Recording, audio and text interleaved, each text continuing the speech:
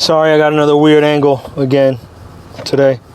Okay, so we're gonna talk about DeFi today, but I got my boy J Rob Chaco's what is it called? Fracco fruit sippers. These are so bomb. Picked them up today. I just did my 3-day fast. Haven't eaten in 2 days. About to eat today. And thought I'd get one of these sippers. And also did my boxing workout just now, and yeah, I'm ready to eat. So anyway, we're talking about DeFi. Look, man, everybody talks about the cryptocurrency industry disrupting a lot of things. Most notably, how coins like Bitcoin are disrupting the Federal Reserve and the way countries and governments have been doing their monetary policy for however long, for a really long time. So in addition to that, or, you know, I wouldn't say like, yeah, in addition to it, but more of like as an accessory to, you know, an alternative reserve currency, meaning that, you know, Bitcoin could be a currency that is used in lieu of US dollars, right? And we could see that with El Salvador deciding to back or consider you know, Bitcoin as legal tender in their country. You know, so in addition to Bitcoin being a reserve currency, there is a new space that's popping up, and it's called DeFi, or decentralized finance. So before we get into decentralized finance, and the reason why you would even pay attention to me talking about decentralized finance is because it is a what do you call it? It's a sector of the cryptocurrency space that can be very lucrative. It can be very lucrative. It has a potential to do very large numbers. DeFi, because of the very nature of how it works and the fact that it is here to replace a system that, I mean, you know, let's just keep it real. It's flooded with money. You know, it's very near the origin of currencies, you know, that get manufactured on a daily basis. You know, this sector of the space could grow very big. What CeFi, right? CeFi is centralized finance. This is your bank, your banking institutions, you know, your lenders, you know, your Roth IRAs, your 401ks, you know, companies that facilitate those instruments, you know, all that stuff, right? That's CeFi. CeFi relies on, you know, social security numbers and verifying identity, and AML and KYC laws, and, you know, follow governmental policies and are influenced by politics and whatnot, and legislation. That's CeFi, right? Here's the problems with CeFi is that most of the time in CeFi, there's very few people who actually who have the control in these scenarios, the control over the system and its ability to give people the funds that they need, or to manage the funds and all that kind of stuff. You know, this CeFi is why you don't have, you know, you need laws to change for some of these brokerage firms and personal finance management funds and hedge funds. They need laws to change in order for them to get fully into crypto, right? It's because of CeFi, because there's people who have written the laws, created the policies that prevent them from accessing alternative assets like cryptocurrencies. So CeFi, you know, is the reason why 4 billion people on the planet are unable to engage in the global system of finance, right, into traditional banking. It's because of CeFi. So, you know, for example, El Salvador, it was announced yesterday, the president of El Salvador would push a bill to Congress that would make Bitcoin considered legal tender in the country of El Salvador. And the guy who announced it, Jack Mallers, who was the CEO of Strike, which is a payment system that offers cryptocurrencies, he said he was talking to this guy in El Salvador, and the guy was like, you know, my grandfather was a fisherman, my father was a fisherman, and I thought I would be a fisherman because, you know, I can't get a bank account, right? And so what can I do except be a fisherman? Or and basically he's saying, I can't get a bank account to do commerce, globally or even online or anything like that, because there's no way for me to engage in that system. And so I have to relegate myself to the options that are available to me, without using those things. And he said, and that's what I was going to do until Bitcoin. And Jack Mallers ended up, signing up 20,000 people in El Salvador every single day to get a Bitcoin wallet. 20,000 people every day for Bitcoin wallets, right? And Strike memberships and whatnot. They were able to do commerce with each other because now they could send each other Bitcoin and pay for things in Bitcoin and circulate currency like that. And so the president of El Salvador got wind of this, and they met and he learned about it, and now it's considered legal tender. So you'll have El Salvador hodling Bitcoin as a government and as citizens in the country.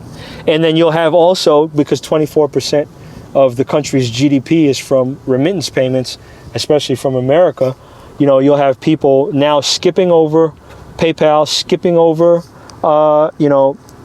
Western Union and MoneyGram and stuff like that, and sending those payments directly to El Salvador. So I'm saying that to say that centralized finance creates that situation where bruh in El Salvador can't get a bank account. You know what I mean?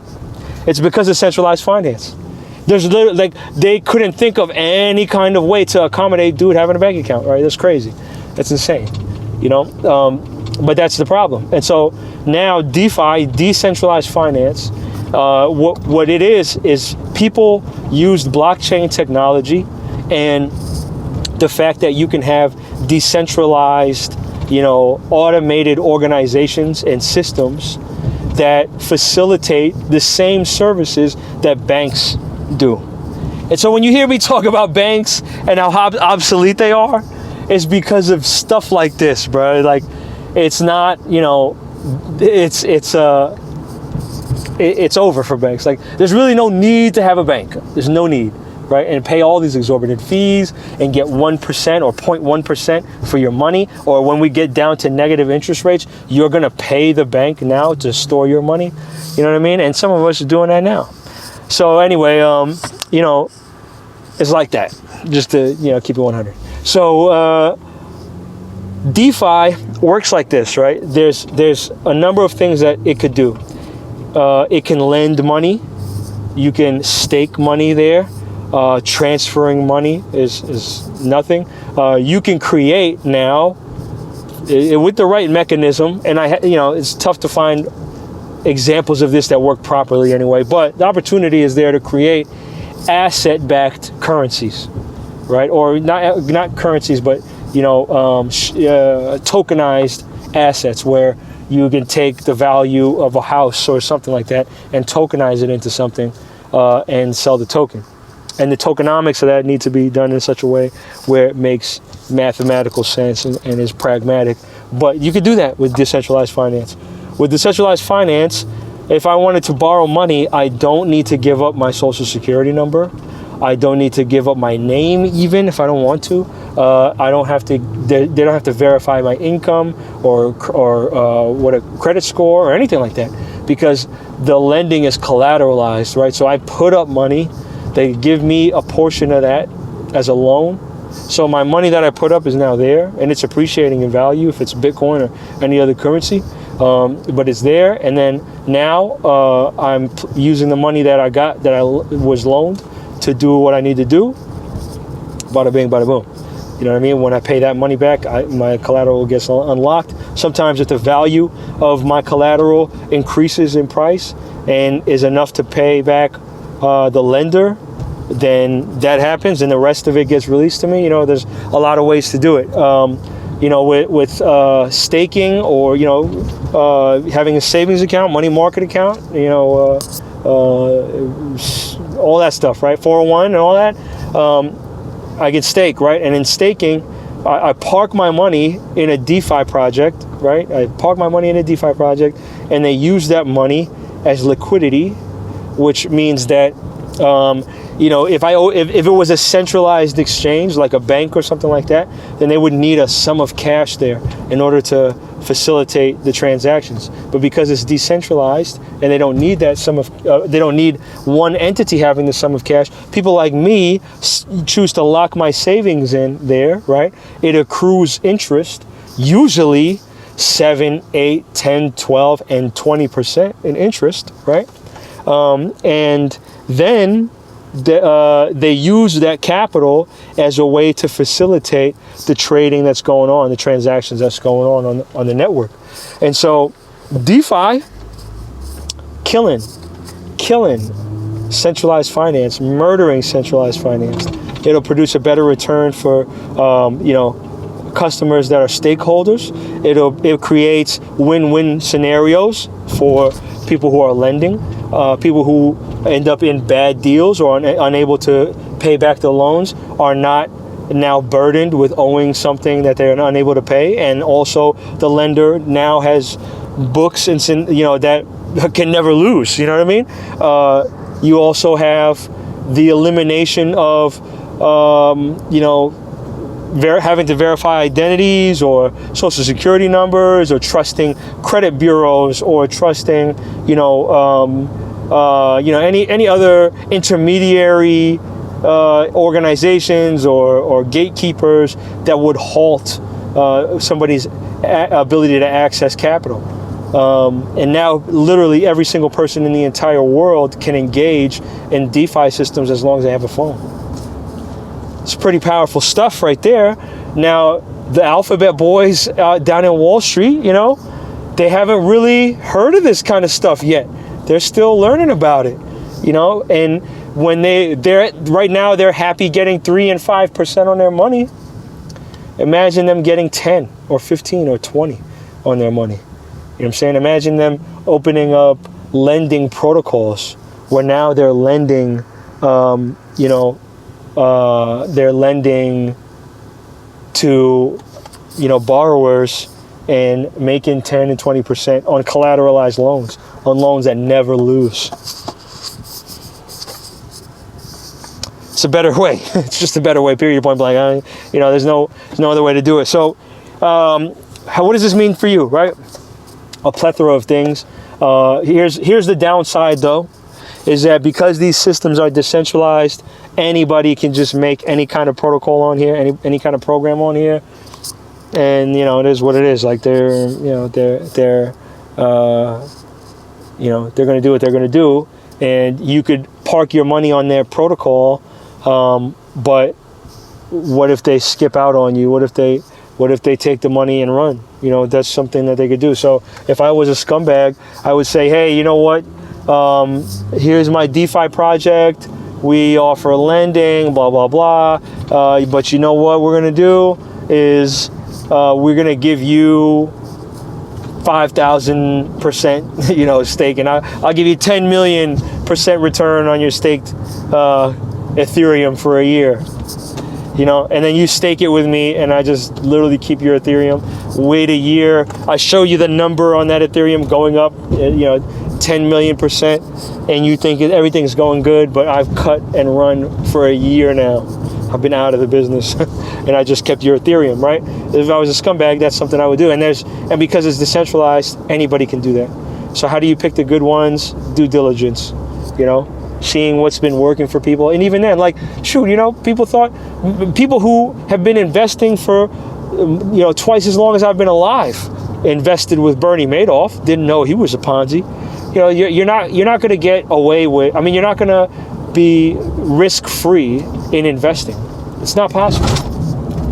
Unless you're a DeFi lending platform, and then you have risk-free lending going on, and your investments are risk-free, and your borrowers are coughing up the capital, that you're going to lend back to them anyway. It's like, who cares? So anyway, what are some good DeFi projects to get into? Polkadot, Uniswap, Terra Luna, Solana, Matic, also known as Polygon. What else? Ethereum, the decentralized grandfather of all of it.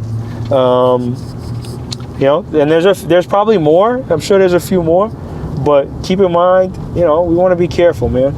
You want to be careful what you get into, where you park your money. And those are platforms, right? So like if you were investing on platforms, okay, that's a lot safer. It's a lot safer because you're investing with the platform itself, not with the project that's sitting on the platform. And so when you invest in the project, now you open yourself up to the risks of, you know, giving some entity with probably very little credibility the control over your money, and you're parking it there. Now, for some people, you know, that might be worth it. Like some people are getting 1,000% returns and 2,000% returns. You know, somebody I know, man, he was getting 6,500% return on his money, getting into a project early. You know what I'm saying? And that's where the risk reward thing pops up. One thing that might be confusing is liquidity pools, like, because you're going to hear that a lot. What is a liquidity pool? Okay, so with the liquidity pool, right, if it's basically acting like an exchange. And then when somebody comes to, let's say you have a liquidity pool, and in your liquidity pool, you have 500 Ether, and you have, you know, 500 Ether would be like $1 million, so it would be like 33 Bitcoin, right? So you have 500 Ether and you have 33 Bitcoin. They're worth the same amount. It's $1 million and $1 million. And now if I want to come to you and I want to buy Bitcoin, I would give you Ether for the Bitcoin so that the liquidity pool stays the same. I may pay a fee for doing that, but the liquidity pool stays the same in terms of dollar amount, but I boosted it with, you know, a number of whatever Ethereum I put in, and I lessened the Bitcoin. I took the Bitcoin out that was owed to me, minus whatever fee was there, and so that liquidity. That's what a liquidity pool is. You know, something like Balancer has a liquidity pool with like 8 different coins. So, you know, you could come to that liquidity pool with a plethora of currencies and swap currencies in and out and whatnot. And so that liquidity pool is created by people choosing to stake their Ethereum or their Bitcoin there with a promise of a return, right? And that's what this liquidity pool, the mechanism that facilitates that, the investors and the people coming to make those trades or borrow from the platform, is what makes the platform itself, you know, viable, what makes it functional, and what makes it operate. And so, you know, you should really, and bro, like, I'm keeping it so simple. It could get so much more complex than this. You have no idea. It's crazy. It goes deep, right? But DeFi is something you should probably look into it. If you want to make money, if you feel like going the more advanced route on things, look into DeFi, think about it, and, you know, and learn. Remember, an educated investor is a profitable one. So take a look, do your due diligence, you know what I mean? Spend time learning about the space. It is brand new, but it is incredibly disruptive, you know? But, you know, the other thing is, like, in the future, it's going to be hard to see, you know, how the lending industry adapts, right? Because these are collateralized loans. So, for example, let's say you have a car, right? And you want to buy a car, but you don't have 10 grand or 15 or 20 grand or 30 grand to put on a car. You don't have it, right? So now you can only buy a car that you can afford, which is a good or a bad thing. You know what I mean? You know, yeah, everybody will be rolling around here with less newer cars. You know what I mean? You know, your credit score doesn't matter as much. You know what I'm saying?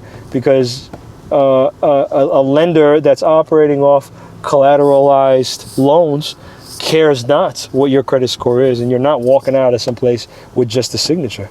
You know what I mean? But at the end of the day, with a system like that in place, you know, and also if we're shifting from fiat dollars, like the US dollar, we're shifting from fiat and we're going towards hard money, you know, that it doesn't inflate over time, then people's savings accounts become more potent, and the incentive to save becomes exponentially, you know, more beneficial and more rewarding to people who are saving money.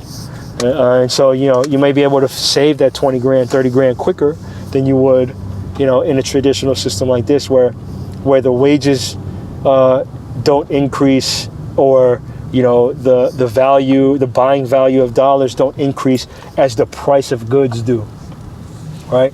We're getting complicated now. And look, that's the video. If you have any questions about DeFi, comment below, talk about it. If you're in some DeFi projects and you want to talk about it, shill them below in the comments. Let's hear about it. Don't talk about SafeMoon being a DeFi project or Shiba. Stop. That's garbage. Don't do that. But yeah, man, that's my 2 cents. Hope it works out. Verify everything you heard. I am a random person on the internet, and love you. Peace.